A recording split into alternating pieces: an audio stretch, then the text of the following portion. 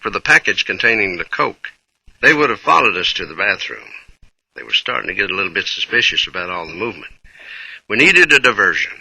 George Labe, who had introduced us to Neil Reshin, came in the studio about this time, and he was ranting and raving. He worked for us, and I started chewing his ass out, telling him, George, goddammit, settle down. Everyone was watching me give him the business, shouting back and forth across the room. As I held their attention, Richie snuck into the toilet and gave it a good flush. When he heard that water going down the commode, the DEA guy flinched.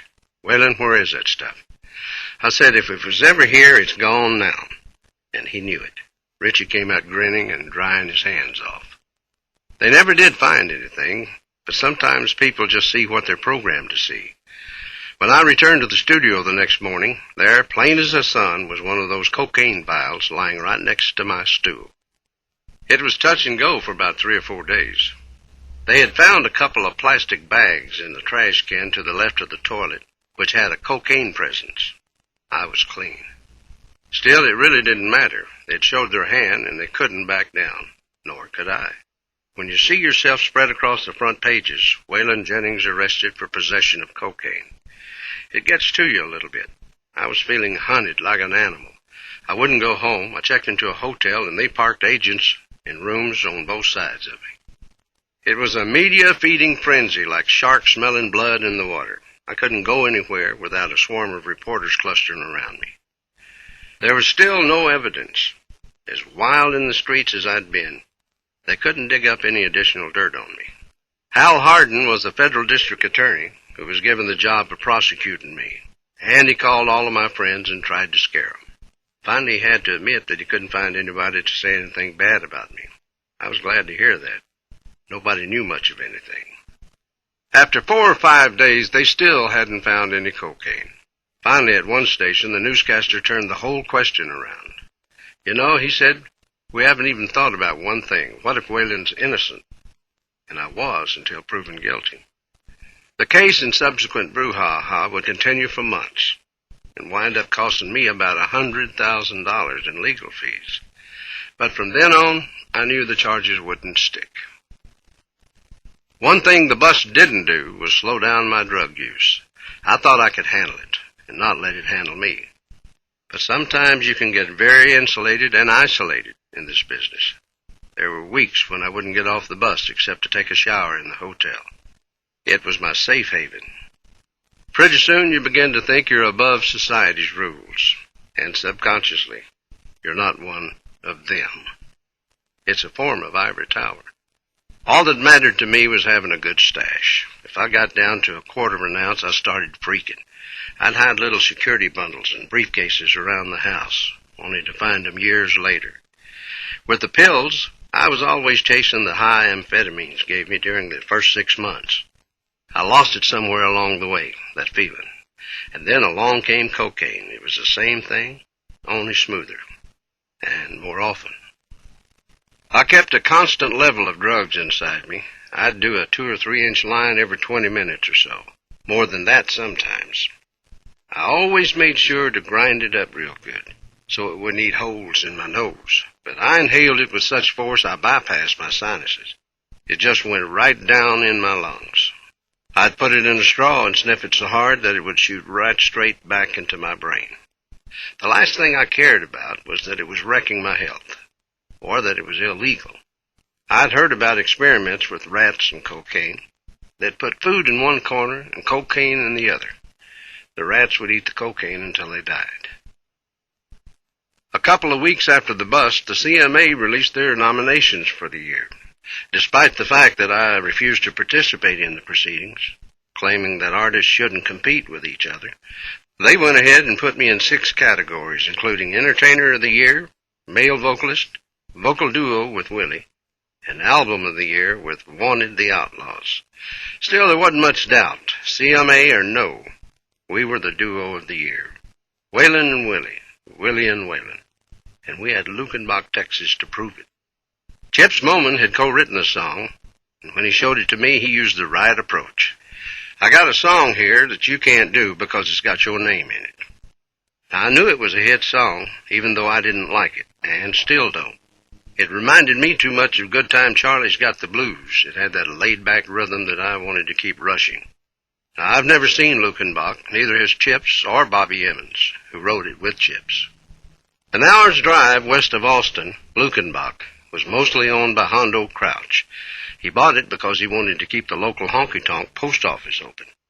Its population was in the single digits, which matched the record chart position throughout the spring of 1977, including number 1 on the country charts for 6 weeks and heading into the top 30 of the pop charts. Jerry Jeff Walker had recorded in Luckenbach, which put it on the country map. It's a simple symbol of going home. Every state has a Luckenbach, a place to get away from things. I kept withdrawing and spending more and more time in my upstairs office, never going anywhere. I knew, as far as the drugs were concerned, when I was not fit to be seen. And I kept getting farther and farther into my own world. What was I hiding from? Not from anything in particular. I had become a prisoner of who I was, the identity I'd helped create. Maybe it's not natural for a country boy to have all that money flowing in from every which way, and people following along in its wake, coming at you, wanting a piece of your reflected glory. Maybe I felt deep down inside that I didn't deserve it. And maybe it was the cocaine, which had taken on a life of its own. I was so addicted that I would get up in the middle of a sound sleep and go to the bathroom, 3 o'clock in the morning, do a toot.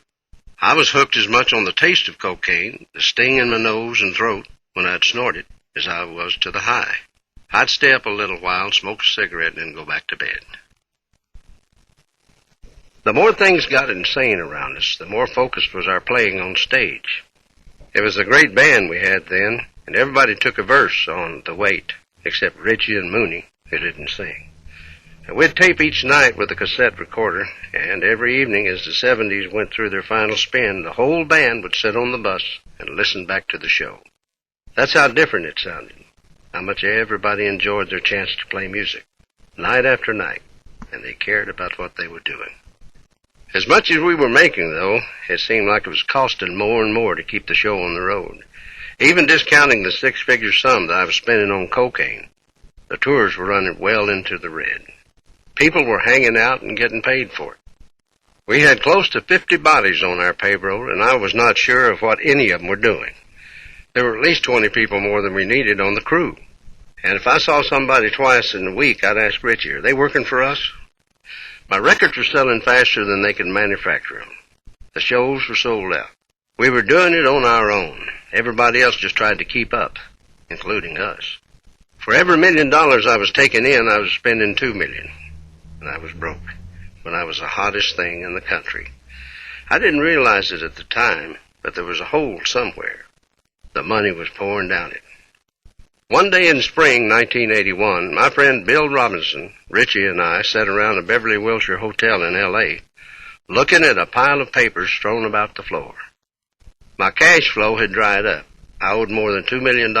The bank had stopped my account because I was $860,000 overdrawn.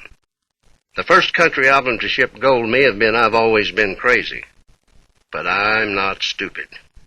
It was time once again to stop and start over. Everybody whose wife is going to have a baby, raise your hand. I asked the crowd from the stage at Kane's Ballroom in Tulsa, Oklahoma, and I raised mine.